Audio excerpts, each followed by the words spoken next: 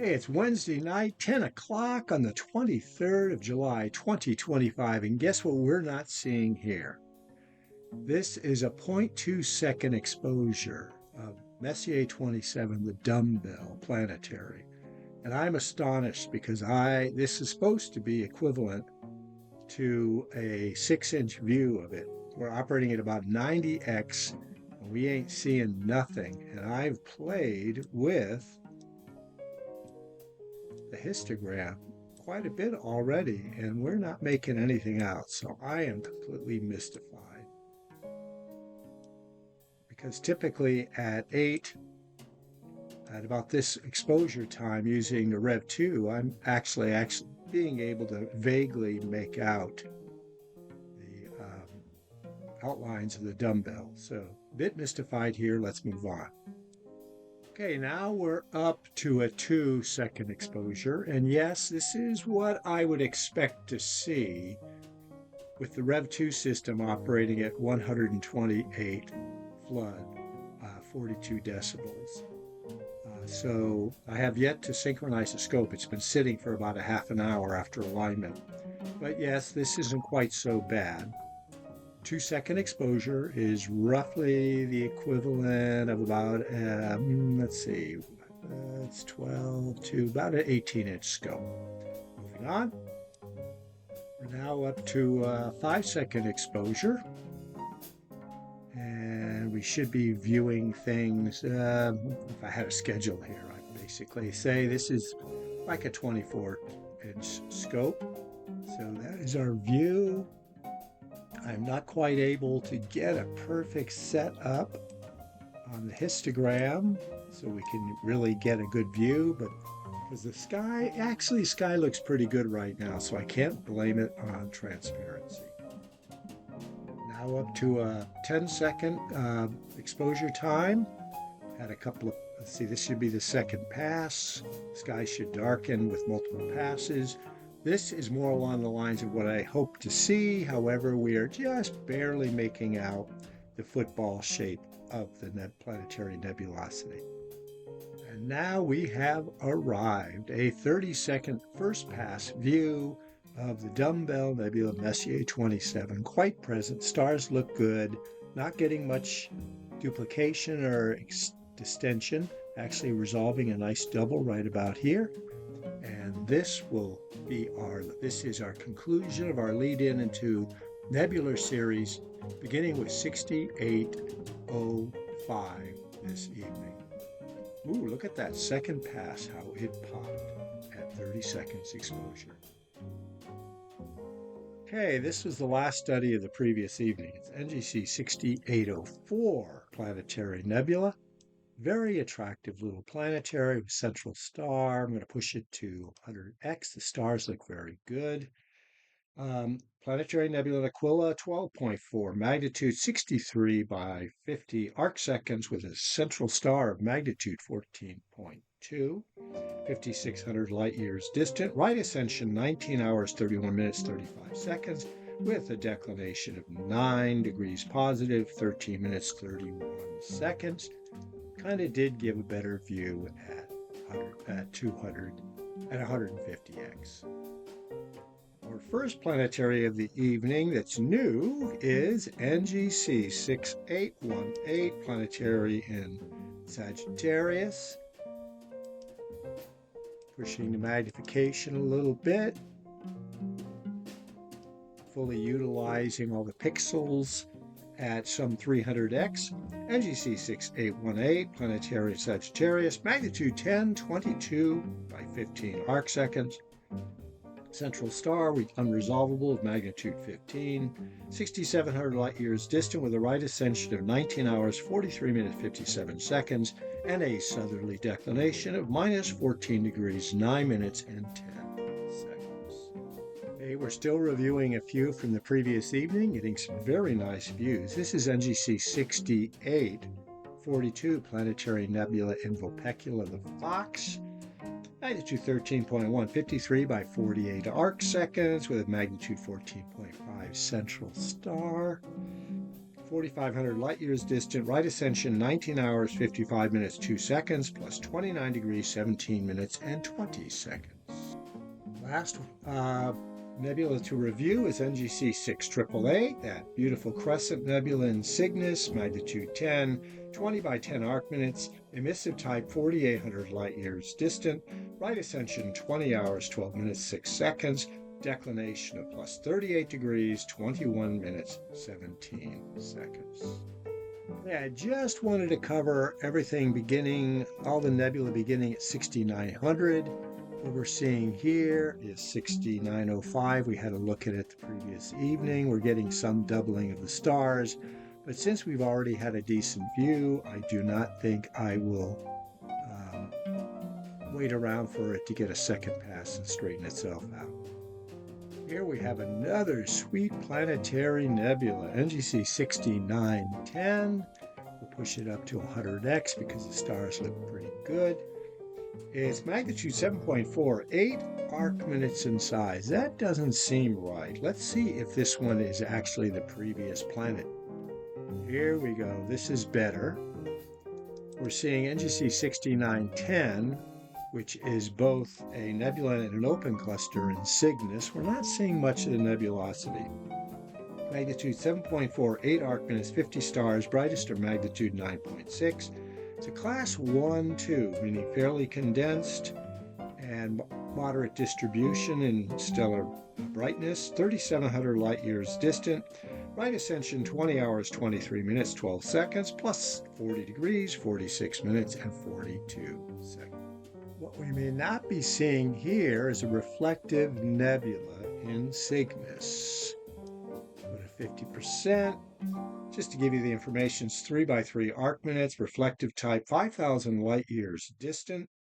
It's at right ascension 20 hours, 24 minutes, 43 seconds with a declination of 42 degrees, 28 minutes, 57 seconds in the northerly direction. Well, here we are getting a view of NGC 6960, supernova remnant in Cygnus. I believe the supernova went off about 10 to 20,000 years ago. It is at a distance of 1,500 light years, magnitude 7, but very large, 210 by 160 arc minutes. I'm going to expand a little bit to give us the full screen view. Very bright star, visible. I think it's a numbered star in Cygnus. Right ascension 20 hours, 45 minutes, 50 seconds with a declination of plus 30 degrees, 42 minutes, and 30 seconds.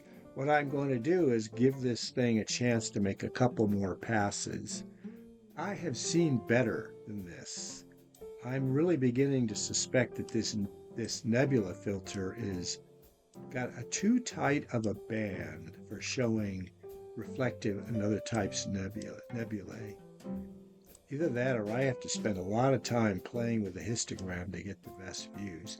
Certainly brightening up now, and I'm dropping the luminosity scale down a little bit.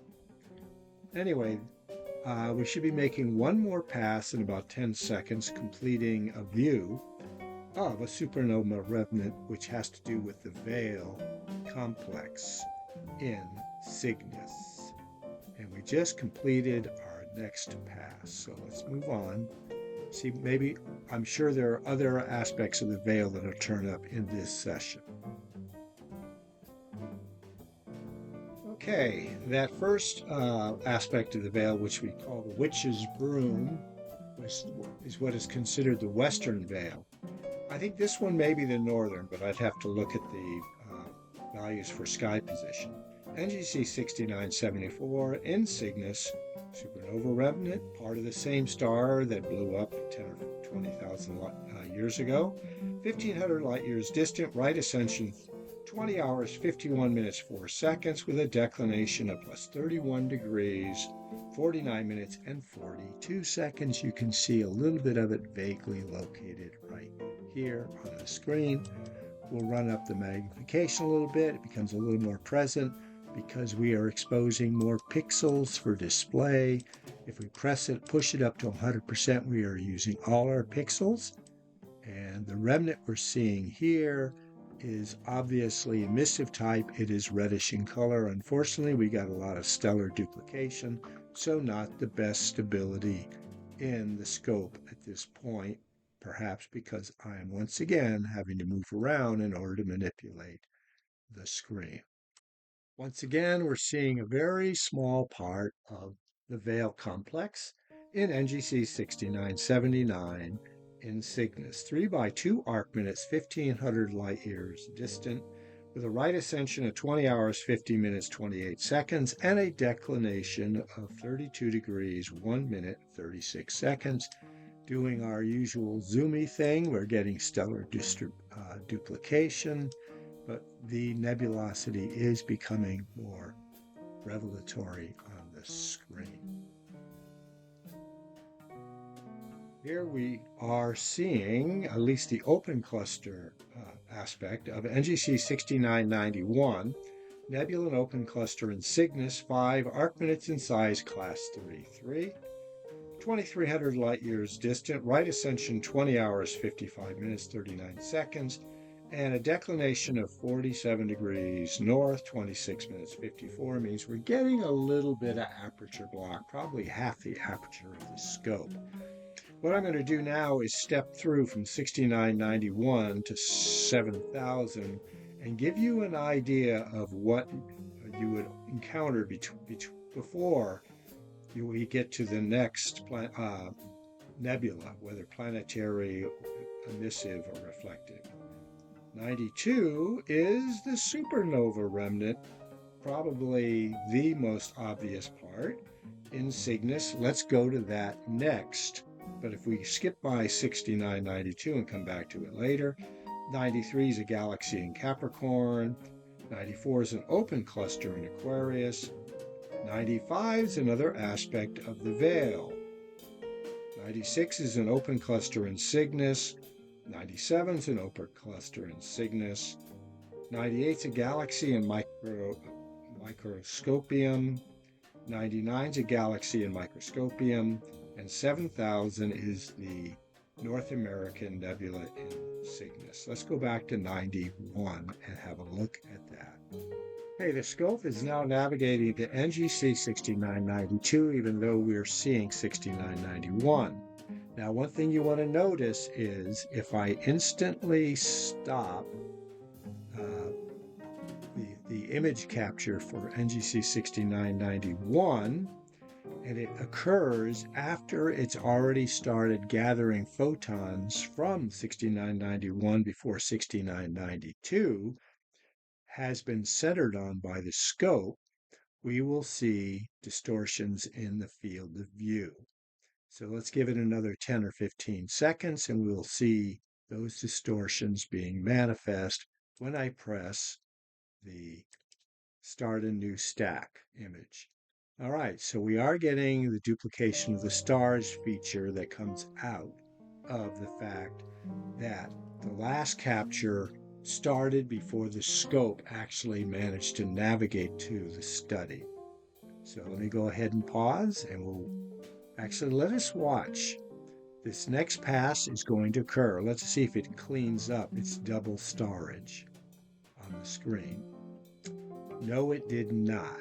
So what I have to do is I have to press the stop button to start a new stack after the scope is stabilized, and you will see that it takes whatever amount of seconds remained because it just sweeps over and over and over again. I kind of wish when you press the stop button it would stop exposing, but that seems to be a bit of a bug with ASI Live. So you have to coordinate your activities well. Okay, now we get our view of the Eastern Veil. A very nice view it is. Give me a moment while I pause and we wait for a second pass. We're running up on 14 minutes 30 seconds. I'm going to have to bail on this segment of the Microsoft snipping tool. Hopefully I will not lose most of what we've already imaged. We are off to part 2 of the evening. It's now 10:41. The sky looks really dark up there. There's very little luminosity. Probably the best night yet, and we're probably 1 day before the new moon, maybe 2. I haven't looked at the calendar. Here we're seeing The eastern veil, I will expand it out to the full screen width. Quite a bit of really lacy luminosity here with variations in color suggestive of both emissive and a reflective type luminosity. Much of this also has to do with the kind of stars that are exciting the nebula. Of course, it is a supernova remnant. You can see a sweep to it. So I would assume that our direction here is towards the west. I did my best to try to get the screen to be orthogonal before I began this evening. So I do believe we're looking to the east here, the west, the north, and the south. I have to confirm that in the manana. So I'm going to go ahead and allow the veil because it's so spectacular to have one more pass before we bail on it. As I search for our next study, I'll tell you what it is. 93 is a galaxy in Capricorn. 94 is an open cluster in Aquarius. It's also Messier 73. And 95 is another slightly larger than the earlier ones, 12 arc-minute size supernova remnant in the Veil complex. And let's go take a look at that next. Wow, I wasn't expecting to see such diaphanous, lacy beauty in NGC 6995. Once again, a continuation of the 2-degree plus size supernova remnant in Cygnus. Magnitude 7, 12 arc minutes, but we're seeing far more than 12 arc minutes. We're seeing over a degree in maybe 10 or 15 minutes. I'm going to go ahead and expand it out. Beautiful, lacy colors. Wonderful texture against the nice background star sky and the Milky Way, kind of east of the center line of the Milky Way galaxy in Cygnus. Once again, 1,500 light years distant with a right ascension of 20 hours, 57 minutes, 10 seconds, and a northerly declination of 31 degrees, 13 minutes, 6 seconds. We are getting finer views than I've ever really gotten using the Rev2 system, even though I used a Nebula filter with that. But we are operating at 30 seconds with a cooled ZWO imaging system, which unfortunately during the summertime, the Rev2 system did not have internal cooling, so it was affected by the weather more. I am seeing duplication of stars here. So what I'm going to do is I'm going to pause it again and allow it to have another stack, and we'll have another view. We're now about 3 minutes and 30 seconds into part 2 of this nebular exploration series. This should be the last one too, because I'll be going back to galaxies and various other studies, but I'm thinking of grabbing the light pollution filter and then recapitulating a few of these so we can see if there's any real difference. Hey, here we are having that tighter view, although I'm seeing some duplication of stars of NGC 6995. We are going to push on to NGC 7000 next, and that is the North American Nebula, which I've never actually been able to successfully image with the Rev2 system, but remember, we're operating at 30-second exposure with a nebular filter in place. Let's move on and bid adieu and how much we appreciate NGC 6995 in the Veil complex. We have completed the first pass of NGC 7000, the North American Nebula. There is some emissive signature off in this direction here. It's magnitude 4 collectively, but I suspect at 120 by 30 arc minutes, we're adding about 10 magnitudes to it for average surface brightness. So anywhere from about, 14 to 15. What we want to do now is allow it to have a couple of passes at 30 seconds to see if we can bring out a bit more. And as we know, We actually get a little additional brightness if we push towards the 100% zoomage. And you can see the brightening that did occur. Unfortunately, we also pigged out the stars a little bit. So let's go back to 150x. We've completed one pass already. And as the second pass looms, I'm going to go ahead and look ahead to see and tell you what else we would be seeing were we to be following everything in terms of exploring the NGC catalog series. 7001 is a galaxy in Aquarius, 3 is a galaxy in Delphinus, 5 is a group of stars in Aquarius, 6 is a globular cluster in Delphinus.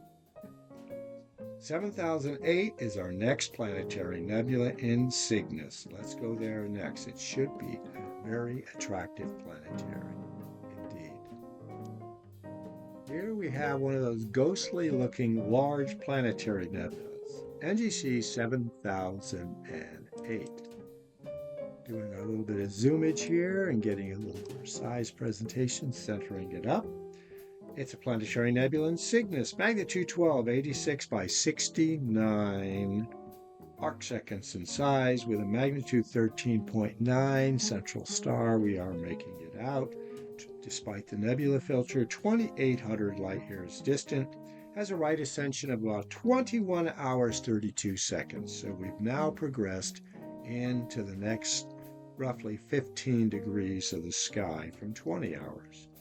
Declination is plus 54.32, and we can't be seeing this. It's got to be blocked. That's amazing. 34 seconds. We are getting about 2 inches of aperture on this. I am impressed. Anyway, I would ordinarily never go that far north, but since it turned up, we might as well appreciate what little of it we're able to make out despite the aperture block of NGC 7008. Here we be seeing something that looks like the Saturn planetary. NGC 7009 planetary nebula in Aquarius, pushing the magnification up a little bit. It's magnitude 8.3, very intense, 28 by 23 arcseconds, which adds even greater to its intensity. Has a magnitude 12.9 central star, unresolvable, 4,300 light years distant. Right ascension is 21 hours, 4 minutes, 10 seconds, with a declination of minus 11 degrees, 21 minutes, 49 seconds. It resides in the constellation of Aquarius. Here we have a lovely star field for NGC 7026, planetary nebula in Cygnus, magnitude 12, 25 by 9 arcseconds. Has a magnitude 14 central star, 7,700 light years distant. Let's zoom in just a little bit. Here's our planetary.